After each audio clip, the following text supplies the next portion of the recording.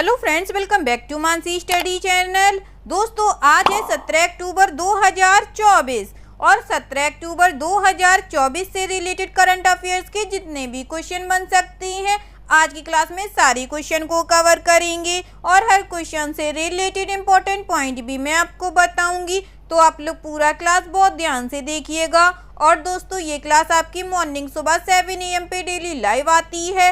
आप सभी लोग सुबह 7 बजे इस क्लास के लिए तैयार रहा करिए। इससे आपकी तैयारी करंट अफेयर्स में बेहतर होने वाली है और आगे आने वाले सभी एग्जाम में आप लोग करंट अफेयर से रिलेटेड जितने भी टाइप के क्वेश्चन एग्जाम हॉल में पूछे जाते हैं, आप उन सभी टाइप के क्वेश्चन का आंसर बहुत ईजिली दे पाएंगे। तो चलिए देरी ना करते हुए आज के पहले क्वेश्चन पर आते हैं। आज का पहला क्वेश्चन लिखा है, सेना कमांडरों के सम्मेलन 2024 का पहला चरण कहां आयोजित किया गया? Where was the first phase of army commanders conference 2024 held? First option है देहरादून, सेकेंड ऑप्शन है गंगटोक, थर्ड ऑप्शन है कोहिमा या फोर्थ ऑप्शन है शिलोंग।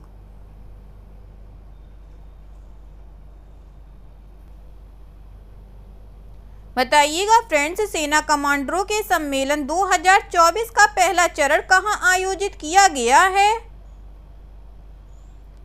इस क्वेश्चन का जो राइट आंसर हो जाएगा दोस्तों, वह है हमारा ऑप्शन नंबर बी, गंगटोक में। चलिए इससे रिलेटेड इंपॉर्टेंट पॉइंटों को पढ़ते हैं।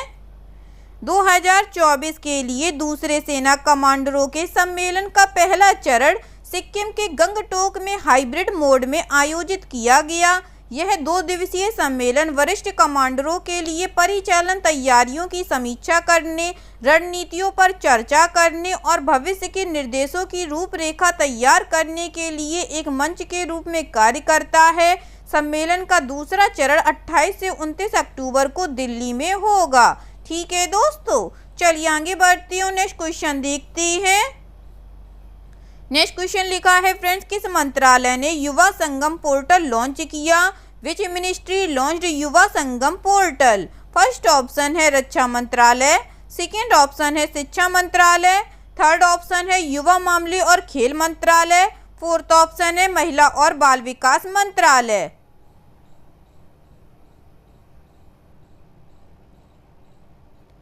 जल्दी से बताइएगा दोस्तों, किस मंत्रालय ने युवा संगम पोर्टल लॉन्च किया है? इस क्वेश्चन का जो राइट आंसर हो जाएगा दोस्तों, वह है हमारा ऑप्शन नंबर बी, शिक्षा मंत्रालय ने। चलिए इससे रिलेटेड इंपॉर्टेंट पॉइंटों को पढ़ते हैं। शिक्षा मंत्रालय ने एक भारत श्रेष्ठ भारत के तहत युवा संगम के 5वें चरण के लिए पंजीकरण पोर्टल लॉन्च किया। युवा संगम का उद्देश्य विभिन्न राज्यों और केंद्र शासित प्रदेशों के युवाओं के बीच संबंधों को मजबूत करना है। 18 से 30 वर्ष की आयु के प्रतिभागी पोर्टल पर पंजीकरण कर सकते हैं। पंजीकरण की अंतिम तिथि इस महीने की 21 तारीख है। युवा संगम यात्राओं के दौरान प्रतिभागियों को 5 से 7 दिनों में 5 क्षेत्रों पर्यटन, परंपरा, प्रगति, परस्पर संपर्क और प्रौद्योगिकी में अनुभव प्राप्त होगा। ठीक है दोस्तों, चलिए आगे बढ़ते हैं, नेक्स्ट क्वेश्चन देखते हैं। नेक्स्ट क्वेश्चन लिखा है फ्रेंड्स, फुट रोग का प्रेरक एजेंट क्या है? What is the causative agent of foot rot disease? First option है बैक्टीरिया, सेकेंड ऑप्शन है फंगस, थर्ड ऑप्शन है वायरस या फोर्थ ऑप्शन है प्रोटोजोआ।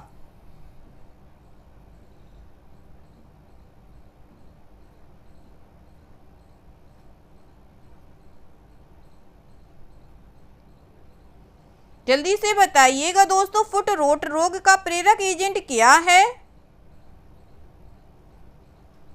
इस क्वेश्चन का जो राइट आंसर हो जाएगा दोस्तों, वह है हमारा ऑप्शन नंबर ए, बैक्टीरिया है। चलिए इससे रिलेटेड इंपॉर्टेंट पॉइंटों को पढ़ते हैं। हिमाचल प्रदेश में गद्दी, चरवाहों की भेड़ और बकरियों में फुट रोट रोग फैल रहा है। यह एक अत्यधिक संक्रामक रोग है जो जुगाली करने वाले पशुओं के पैरों के बीच के ऊतकों को प्रभावित करता है। फुट रोट मवेशियों और भेड़ों में लकड़ापन का एक आम कारण है, जिससे काफ़ी आर्थिक नुकसान होता है। यह रोग अन्य बैक्टीरिया के साथ साथ डाइचेलोबैक्टर नोडोसस बैक्टीरिया के कारण होता है। यह संक्रमित पैरों के माध्यम से फैलता है, जिससे पर्यावरण दूषित होता है और त्वचा की चोटों के माध्यम से प्रवेश करता है। फुट रोट मौसमी है, जो गीले मौसम में सबसे अधिक होता है। संक्रमित झुंड में फुट रोट को नियंत्रित करना चुनौतीपूर्ण है। ठीक है दोस्तों, चलिए आगे बढ़ते हैं और नेक्स्ट क्वेश्चन देखते हैं। नेक्स्ट क्वेश्चन लिखा है friends, Tadoba Andhari tiger reserve किस राज्य में स्थित है? In which state is Tadoba Andhari tiger reserve located? First option है महाराष्ट्र, सेकेंड ऑप्शन है गुजरात, थर्ड ऑप्शन है आंध्र प्रदेश या फोर्थ ऑप्शन है केरल।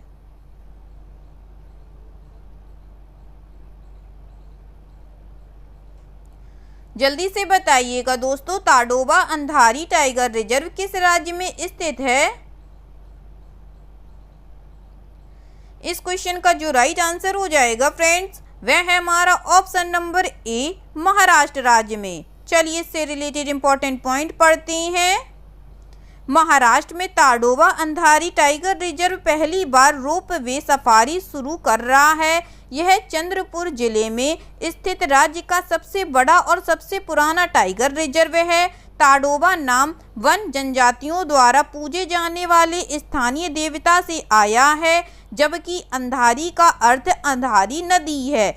यह रिजर्व 625.4 वर्ग किलोमीटर में फैला है, जिसमें ताडोबा राष्ट्रीय उद्यान का 116.55 वर्ग किलोमीटर और अंधारी वन्य जीव अभयारण्य का 508.85 वर्ग किलोमीटर शामिल है। यह डेक्कन प्रायद्वीप के मध्य पठार प्रांत में स्थित नागजीरा, नवेगांव और पेंच टाइगर रिजर्व से जुड़ता है। ठीक है दोस्तों, चलिए आगे बढ़ते हैं और नेक्स्ट क्वेश्चन देखते हैं।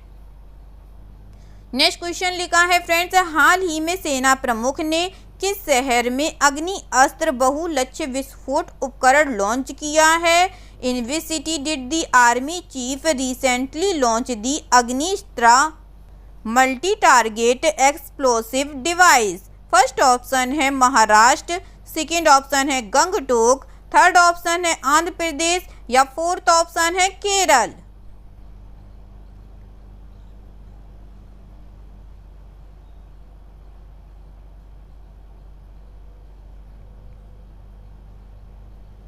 जल्दी से बताइएगा दोस्तों, हाल ही में सेना प्रमुख ने किस शहर में अग्नि अस्त्र बहुलक्ष्य विस्फोट उपकरण लॉन्च किया है? इस क्वेश्चन का जो राइट आंसर हो जाएगा दोस्तों, वह है हमारा ऑप्शन नंबर बी, गंगटोक में। चलिए इससे रिलेटेड इंपॉर्टेंट पॉइंटों को पढ़ते हैं। सेना प्रमुख जनरल उपेंद्र द्विवेदी ने गंगटोक में सेना कमांडरों के सम्मेलन में बहुलक्ष्य विस्फोट उपकरण अग्नि अस्त्र का अनावरण किया है। यह कमरे में हस्तक्षेप और बंकर विनाश को बेहतर बनाता है, जिससे आतंकवाद विरोधी अभियानों में सहायता मिलती है। WEDC के रूप में जाना जाने वाला यह उपकरण पुराने एक्सप्लोडरो डायनेमो कैपेसिटर की तुलना में सुरक्षा और विश्वसनीयता को बढ़ाता है, जिसकी सीमा 400 मीटर तक सीमित थी। मेजर राजप्रसाद द्वारा विकसित नया माइक्रो प्रोसेसर आधारित विस्फोट प्रणाली 2.5 किलोमीटर की सीमा के साथ वायर्ड और वायरलेस दोनों मोड में काम करती है। यह कई लक्ष्यों पर चुनिंदा और एक साथ फायरिंग की अनुमति देता है, जिससे यह सुरक्षित विध्वंस अभियानों के लिए अत्यधिक प्रभावी हो जाता है। यह नवाचार आतंकवाद विरोधी प्रयासों और IED विनाश को महत्वपूर्ण रूप से बढ़ाता है, जिससे महत्वपूर्ण मिशनों के दौरान सैनिकों के लिए बेहतर सुरक्षा सुनिश्चित होती है। ठीक है दोस्तों, चलिए आगे बढ़ते हैं और नेक्स्ट क्वेश्चन देखते हैं। नेक्स्ट क्वेश्चन लिखा है फ्रेंड्स, विश्व प्रवासी पक्षी दिवस 2024 का विषय क्या है? What is the theme of world migratory bird day 2024? First option है कीटों की रक्षा करें, पक्षियों की रक्षा करें। सेकेंड ऑप्शन है पानी, पक्षी जीवन को बनाए रखना। थर्ड ऑप्शन है रात में पक्षियों के लिए रोशनी कम करें। फोर्थ ऑप्शन है गाँव उड़ो ऊंची उड़ान भरो एक पक्षी की तरह।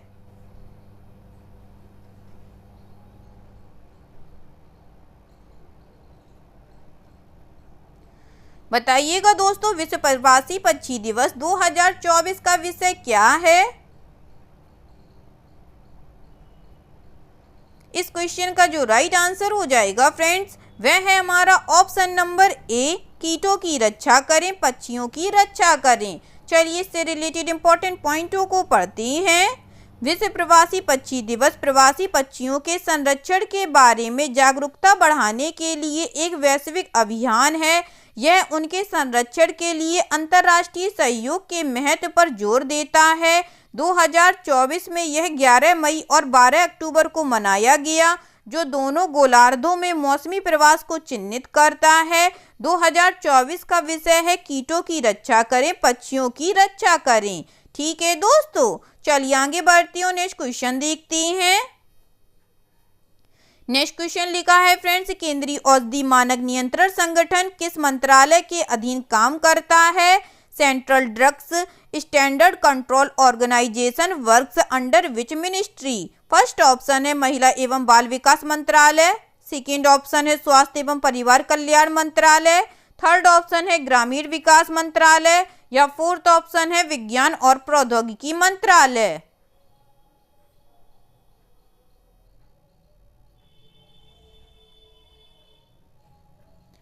जल्दी से बताइएगा दोस्तों, केंद्रीय औषधि मानक नियंत्रण संगठन किस मंत्रालय के अधीन काम करता है।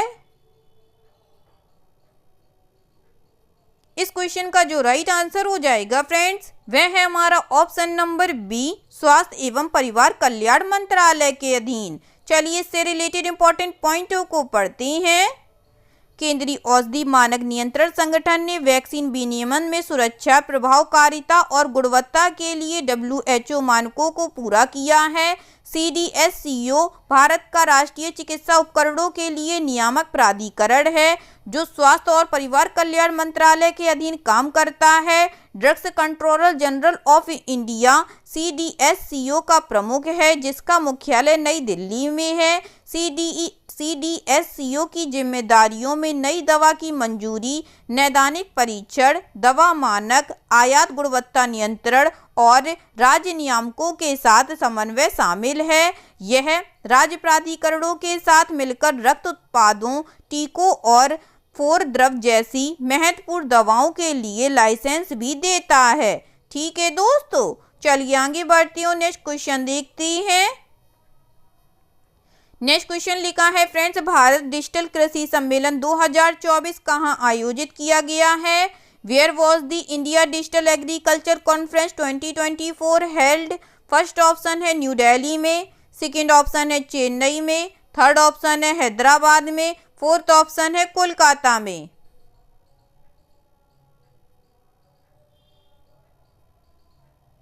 जल्दी से बताइएगा दोस्तों, भारत डिजिटल कृषि सम्मेलन 2024 कहाँ आयोजित किया गया। इस क्वेश्चन का जो राइट आंसर हो जाएगा फ्रेंड्स, वह है हमारा option number A, new Delhi में। चलिए इससे रिलेटेड इंपॉर्टेंट पॉइंटों को पढ़ते हैं।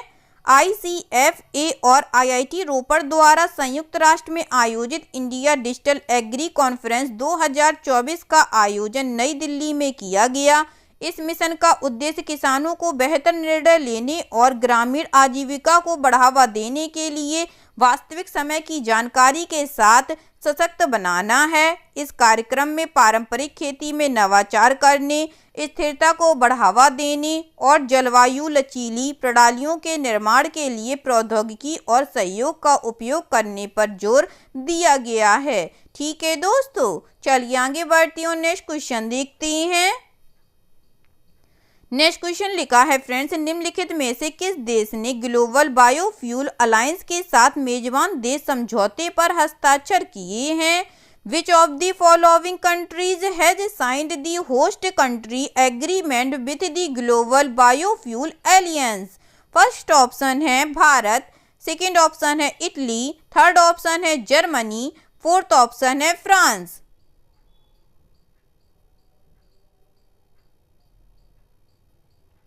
जल्दी से बताइएगा दोस्तों, निम्नलिखित में से किस देश ने ग्लोबल बायोफ्यूल अलायंस के साथ मेजबान देश समझौते पर हस्ताक्षर किए हैं?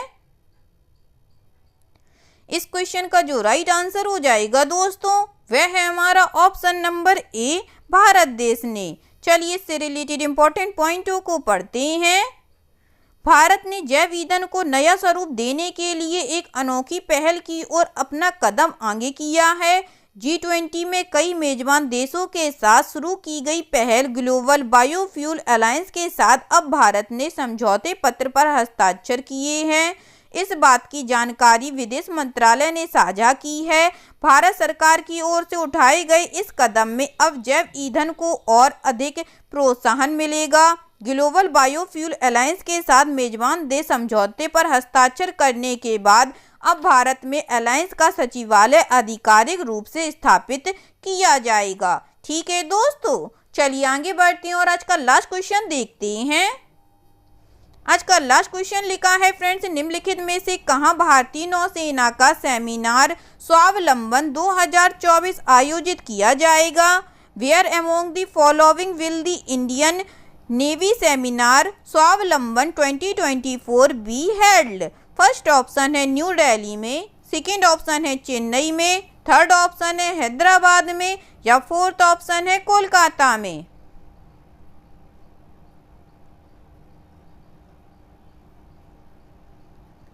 जल्दी से बताइएगा दोस्तों, निम्नलिखित में से कहां भारतीय नौसेना का सेमिनार स्वावलंबन 2024 आयोजित किया जाएगा?